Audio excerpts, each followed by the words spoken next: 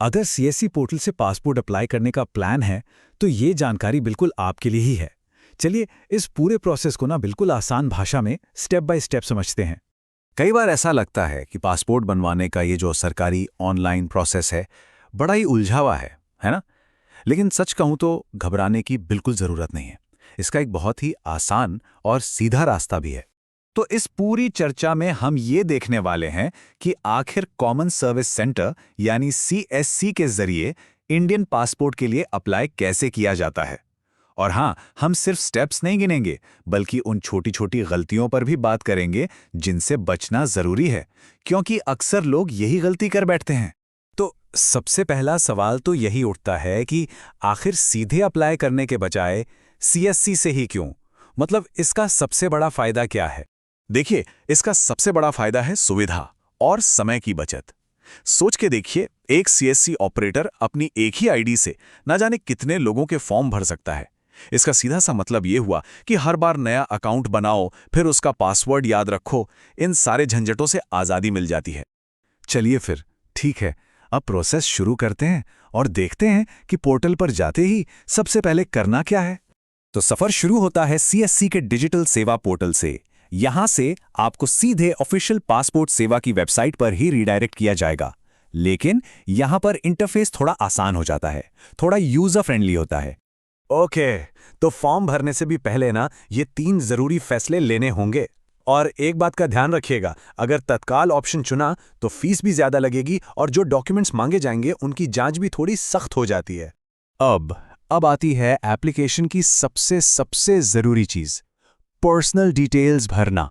यहां पर ना बिल्कुल भी लापरवाही नहीं चलेगी, बहुत ध्यान से काम करना होगा।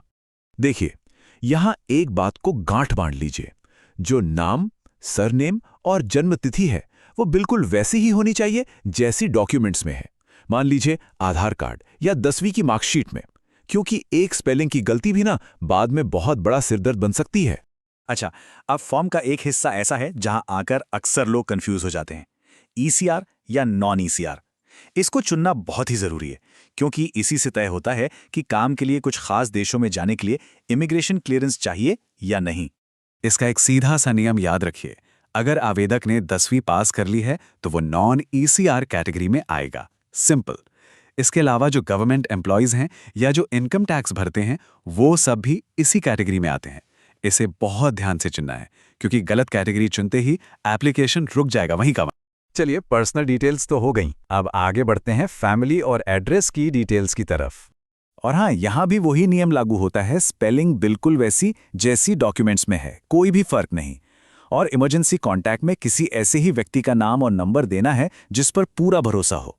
एक चीज, और ये बहुत जरूरी है, एड्रेस वाले हिस्से को बिल्कुल भी हल्के में मत लेना।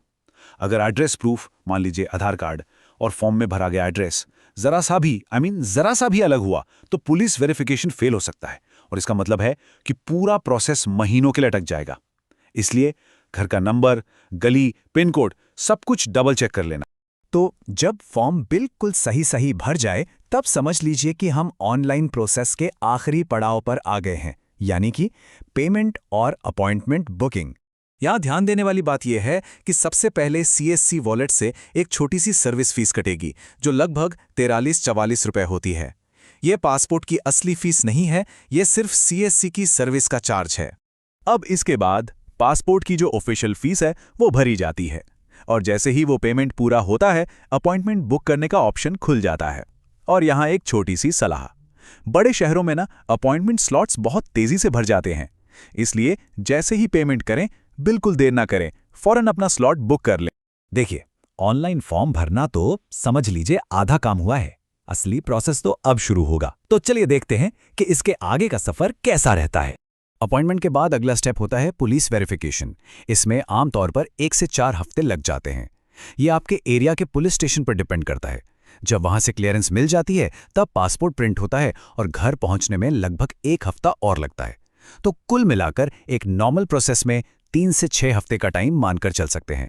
तो अगर इस पूरे प्रोसेस से कोई एक सबसे जरूरी बात याद रखनी है तो वो ये है, पीएस के अपॉइंटमेंट के दिन एप्लीकेशन रिसीट का प्रिंट आउट और सारे ओरिजिनल डॉक्यूमेंट्स सब ठीक से चेक करके ले जाएं।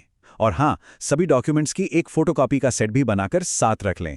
क्योंकि अधूरी तैयारी का मतलब है वहां जाकर सिर्फ अपना टाइम बर्बाद करना। तो अब जब पूरा प्रोसेस और उससे जुड़ी ज़रूरी बातें सामने हैं, तो पासपोर्ट अप्लाई करना उतना भी मुश्किल नहीं लगना चाहिए, है ना? बस सही जानकारी हो और थोड़ी सी सावधानी बरती जाए तो ये काम बहुत आसानी से पूरा हो सकता है।